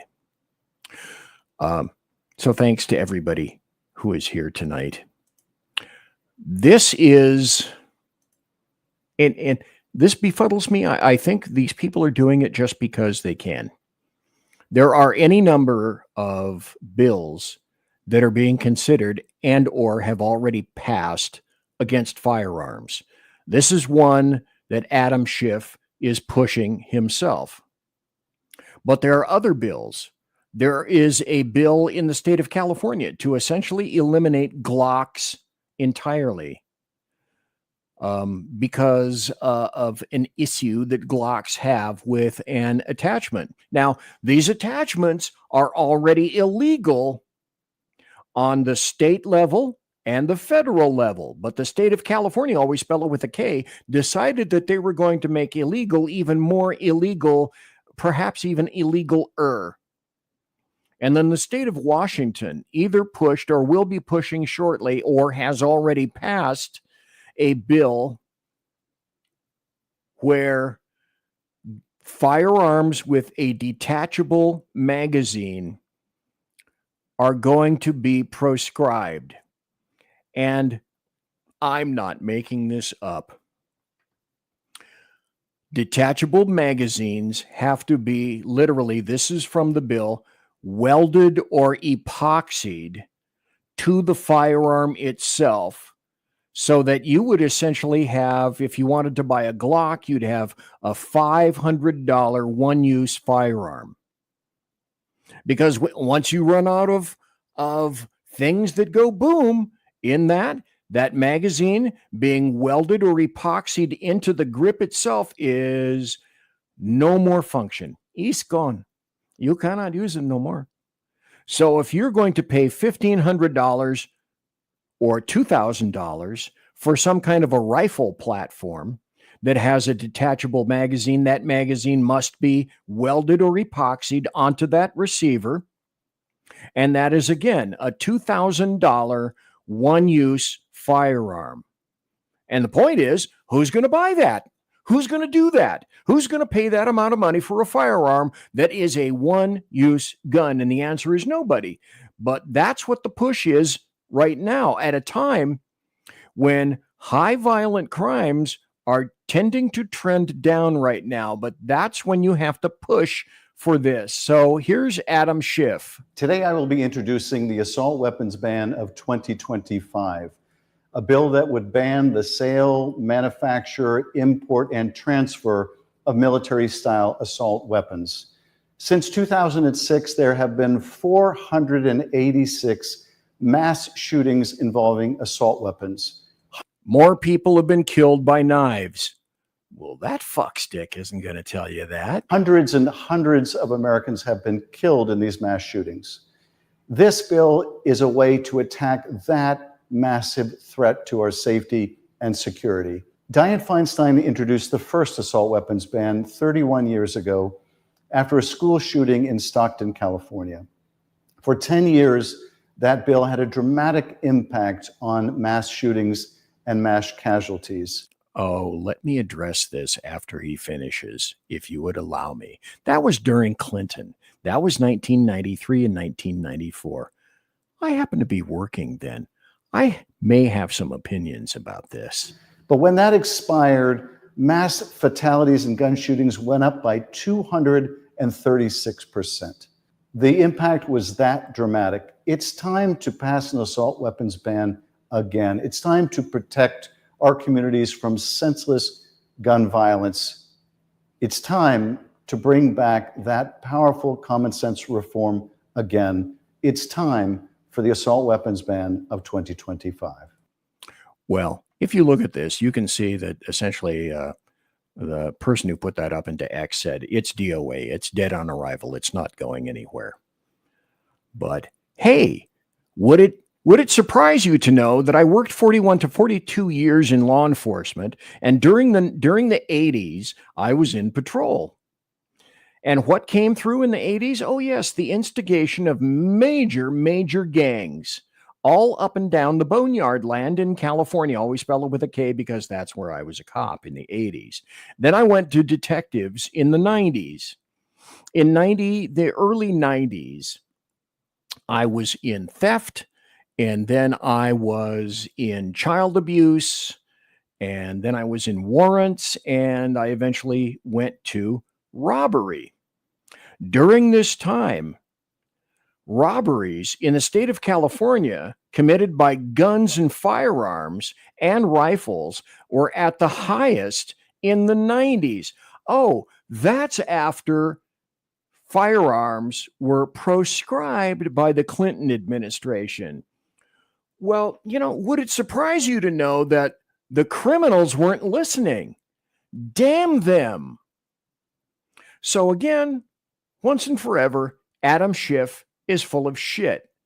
And they're used statistics that indicate that, well, they're full of shit. Hey, if you want to hear another guy continue being full of shit, here's Jamie Raskin lying to your face again. He was arrested and swept up and flown out of the country to El Salvador. This is about that asshole Kilmer Garcia that everyone loves. They love him. They love this boy. As part of the government's dragnet campaign against Tren de Aragua. But he had no criminal record. There were bullshit. No outstanding criminal charges against him. Bullshit. And he had no association with any criminal gang. Bullshit. And yet he was sent to the dictator of El Salvador because he has a tattoo on his right arm, which was mistakenly associated with Tren de Aragua. Bullshit and more bullshit and more lies. These folks don't know the truth from a lie. It entirely and completely escapes them, and they will continue with that. They will lie directly to your face. Now, what do I have? About another 20 more minutes in the show. We'll be getting to happy stories, and there are some. This is from, let me put this up on the stage. This is Scott Bessent, who does have something positive to say. Thanks to President Trump's tireless efforts to secure a lasting peace, I am glad to announce the signing of today's historic economic partnership agreement between the United States and Ukraine, establishing the United States-Ukraine Reconstruction Investment Fund. This partnership allows the United States to invest alongside Ukraine to unlock Ukraine's growth assets, mobilize American talent, capital, and governance standards that will improve Ukraine's investment climate and accelerate Ukraine's economic recovery.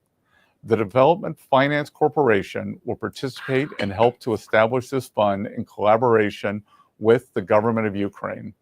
Today's agreement signals clearly to Russian leadership that the Trump administration is committed to a peace process centered on a free, sovereign, and prosperous Ukraine over the long term. It's time for this cruel and senseless war to end. The killing must stop, and both the United States and the government of Ukraine look forward to quickly operationalizing this historic economic partnership for both the Ukrainian and American people. So I have some comments, and I have some thoughts, and I have some questions. Upon hearing this, one of the first questions I had was, will Ukraine be another Iran? That is to say, you can do a deal with Iran, and they don't give a shit about making sure that they uphold their contract. They'll kick it to the curb if it's in their best interest, and it's always in their best interest to kick it to the curb. Democrats seem to think that you can do a deal with Iran and they will honor it. And the answer is no, they will never honor it. They never can, and they never have honored it. So the biggest question for this is, if the deal was cut, will Ukraine hold it or will they kick it to the curb? Now, some other observations on this, because people have saying, oh, United States of America, you must support Ukraine because their flag is blue sky above and gold below to indicate the fertile soil and the wheat and the products that they have in Ukraine. And we must sympathize with Ukraine. Zelensky has had any number of opportunities to stop the war, to at least call for a ceasefire. Like Yasser Arafat, who was in charge of the PLO, forestalled any number of opportunities with Israel. Israel made them numerous offers: peace, land, we'll give you this. Sean also says, yeah, well, okay, don't forget fertilizer. Very important. That was correct. But Yasser Arafat was a multi-millionaire, damn near a billionaire, who profited off the deaths of the Palestinians. And so Zelensky in Ukraine has refused any number of deals proffered and made to him. Will he keep this deal? See, in the mindset of Democrats and leftists and globalists is that any deal with the United States of America must, by its very nature, be unilateral. That is to say, one-sided. And that side means the U.S. gives, your hard-earned American taxpayer dollars are given to other countries for free, for nothing in return. And under Trump 47, the return is, we've already given you billions and billions of dollars under the auto pen regime. And now that shit is stopping. That train has halted, and we're about to kick you out to the train station. We want something in return. And for the money that we have already spent, we want a return. And these deals from Trump, because that's what he does, are bilateral. That is to say, if we give you something, James Harbin in chat says, $350 billion. That's what we gave Ukraine, $350 billion. And Sean Lewis says, hey, thanks for the show. Got to go. Understood. So will Ukraine honor the deal? It's going to be. Every deal that Trump makes is going to be bilateral. If we give, we're going to get something. That's what you do in deals. That's how actual life works. Because up until now, our hard-earned American taxpayer dollars have been pissed away in what we now know are egregious legion amounts. Heretofore, you can't even... The amount of money pissed away on leftist NGOs, USAID, etc., is almost beyond human ken. And we would never have discovered any of that had Kamala considered, Cami Cackler, or the Autopen decided to run and then win. And you would never have determined or discovered any of this had Hillary Clinton beaten Trump back in 2016. Oh, lo, those many years away. Listen, or 2016. Think of this.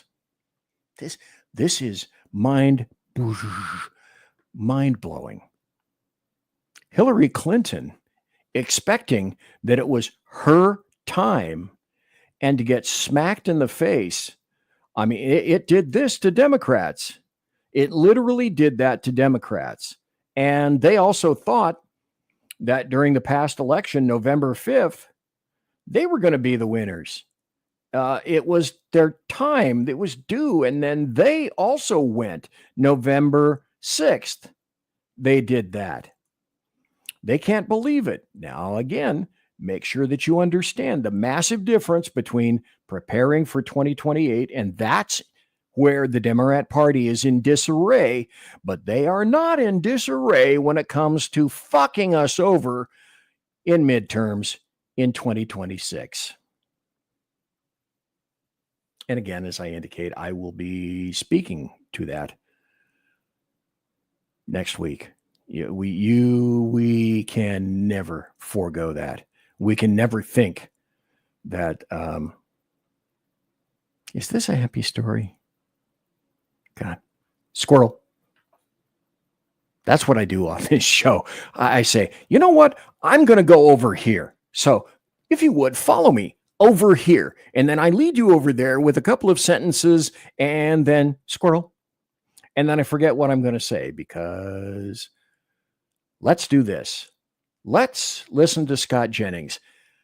How did CNN ever manage to put this guy on their air? I don't get this. He's pretty good. And what's worse, a president not having all the information he needs to make a legitimate comment, so he holds back in the moment before being ready to make a comment, or, I don't know, willfully lying to the American people about the condition of the president of the United States, which went on for 4 years in this country by all of your colleagues. Totally wrong. What's That worse? is totally What's worse? wrong. That What's is worse? totally wrong.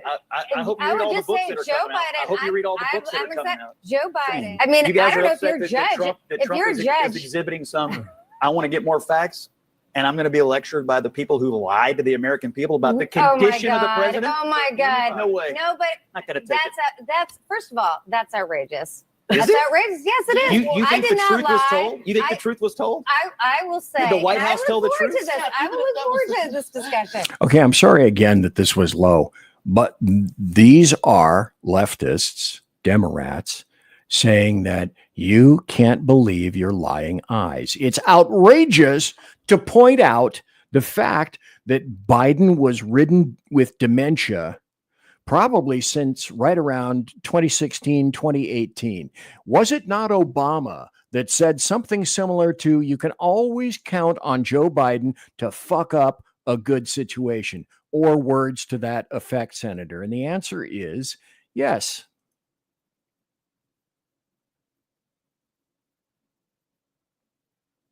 Cheetah says, I don't think Zelensky is capable of making any deal. See, the proof will be in the pudding. Will they be Iran? Will they be the Europe Iran? Also, James Harbin says, the PLO leader, well, that was certainly true of Yasser Arafat. I couldn't tell you who the guy is, the current PLO leader, has a ton of money that he's profited from in terms of the deaths of Palestinians. You know, 2 yachts, billions in the bank, Florida mansion, and that. Cheetah. Okay, that is totally wrong. Shut this whiny bitch up. Okay, and that's why I stopped it. That's why I stopped it. These people will continue to lie to your face. I have all right, right now, you know what I think? I think it's definitely time for this. It's time for happy stories and good times. Because here's a happy story. This is great. This should have occurred a long time ago, but it took the Trump 47 regime to make sure that this did occur. Kash Patel's FBI reassigns agents who took a knee in the George Floyd protest pick. Now, I was in the FBI. That was a long time ago. It was a completely different FBI. That is not your father's FBI. That's nobody's FBI. That's a loser's FBI. So when I go around through various makes and models and modes of social media, I found this guy. Well, and he says, oh no, this is so wrong. It's so wrong to move these FBI agents. And then he and I had a little tete-a-tete. This is Agent Self, whoever the fuck he is, and I don't care. But I'm just putting this up here, not to promote him, but to say, see, and this shitstick forgets that even though I'm old and ancient and really super obese and ugly and hairy, I have access to the internet just like he does. That's why I do this show. That's why I bring these things to you. Recent reports confirmed that federal immigration agents, including ICE, mistakenly raided the home of an American citizen in Oklahoma City, traumatizing the family, damaging their property, and confiscating their cash and belongings. They're going to break into the wrong house one day and lives will be lost. This is incompetence coming from the Trump administration. To which I replied to this fuck nozzle, because, that's never happened before under the FBI, has it? And so I showed this to him, and then I never heard from him again. Because now this is a case involving the FBI where the Supreme Court currently, because this is an April 29th article from this year, the Supreme Court has said that it's going to go ahead and revive a lawsuit against the FBI over a raid on the wrong house. This is from April 29th about an FBI raid on a home. The Supreme Court signaled Tuesday it's going to revive a lawsuit from a suburban Atlanta family that was mistakenly held at gunpoint in their bedroom after the FBI accidentally conducted a pre-raid dawn on the wrong address. Dude, I'm not stupid. I may look like it. I may have a face made for radio, not for certain video products.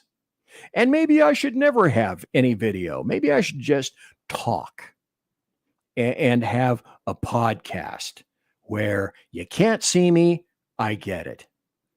But once I slammed that back in that idiot's face, isn't it odd? I never really heard from that guy again.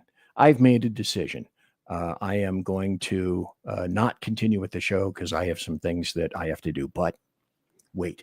There are 2 more videos, and I am, you can see me, look at me. Oh, I'm so happy. This is BZ's Happy Fat Dance. I get to play these videos for you. These are both from one guy, and these are juicy. They're lovely. And I think this is a wonderful way for me to end Thursday night's show, May 1st, the year of our Lord, 2025. And it's already the next day in Eastern time right now. That's okay. It's almost tomorrow in Central, and it's still today, pushing 10 o'clock on Pacific. But this is a great video, and it will be followed up by another video. And once you see this, the curtains will part, and you will begin to understand, hey, I know why BZ did this. And also, I know what's coming next. Here's Democrat Hank Johnson. First, they came for the Latinos. And this is 3 minutes of Hank Johnson because nobody does Hank like Hank. First, they came for the Latinos outside of the Home Depots trying to get work so that they could feed their families. And I didn't say anything about it because I'm not a Latino at the Home Depot.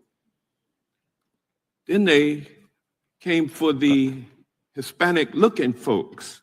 Okay.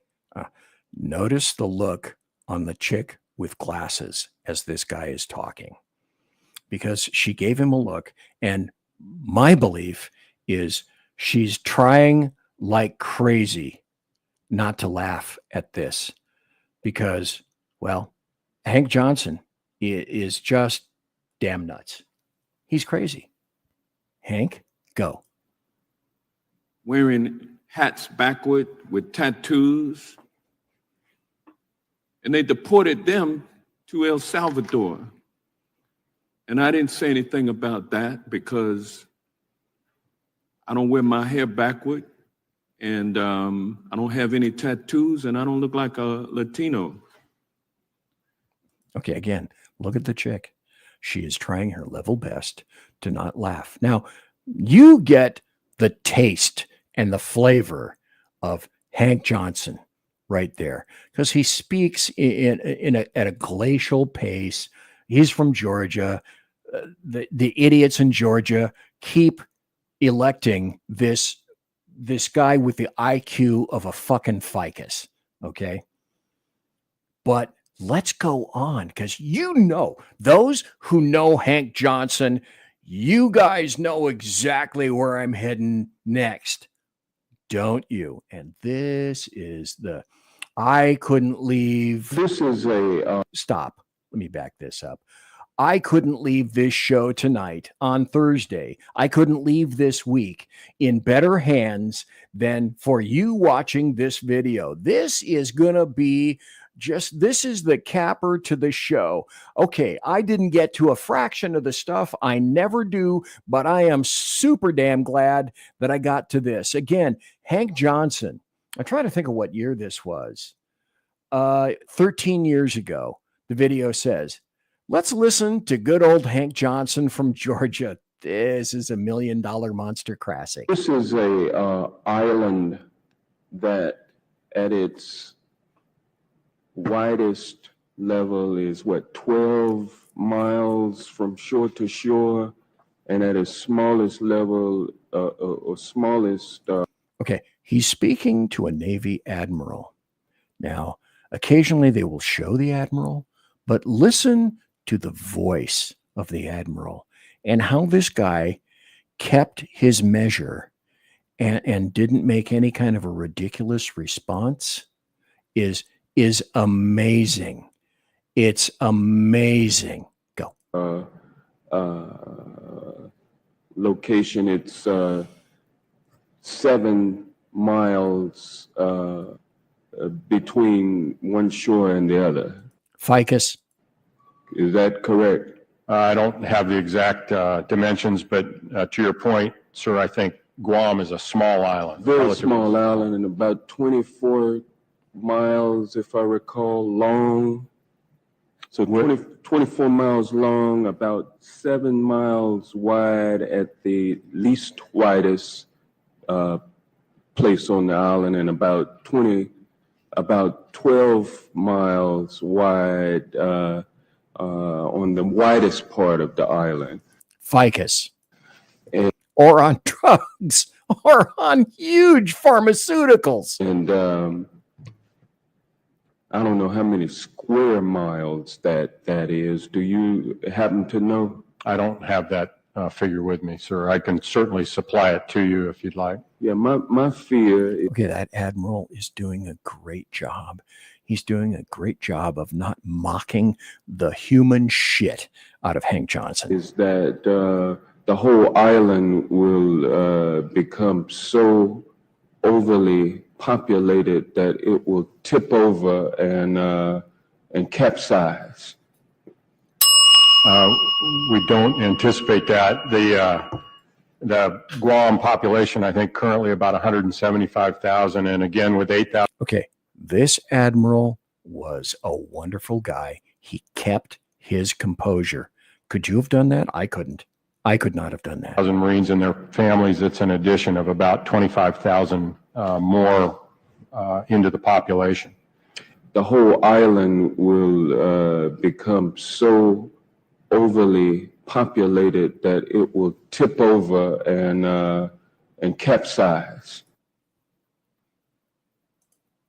Okay, that comes from the line of, excuse me, but you can't write that shit. And that guy gets consistently elected to Congress in Georgia again and again and again.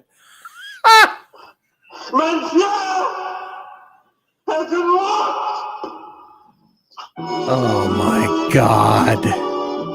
Well, again, I didn't get to a fraction of what I wanted to, but I go out like this for the end of the week. Ladies and gentlemen, boys and girls, children of all ages, thanks for listening to BZ's Berserk Bobcat Saloon radio show, live and direct right here on the SHR Media Network at KLRN. Thanks, Rick Robinson, for live streaming me tonight. It is the I should stipulate, it is the grandiose and exquisite and munificently exquisite KLRN. A great lot of folks over there.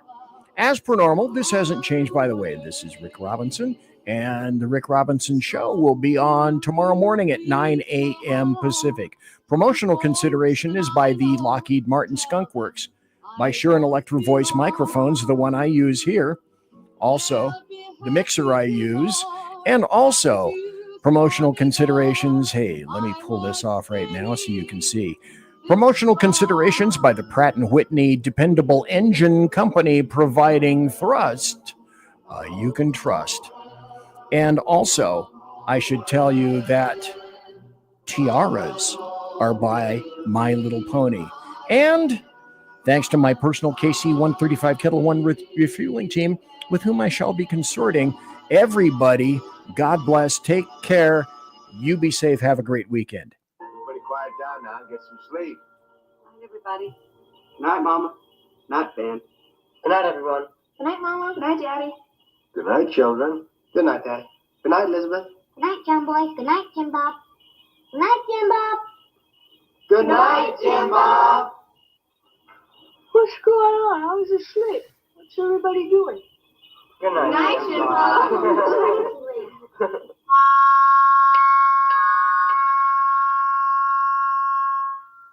Good night and good luck.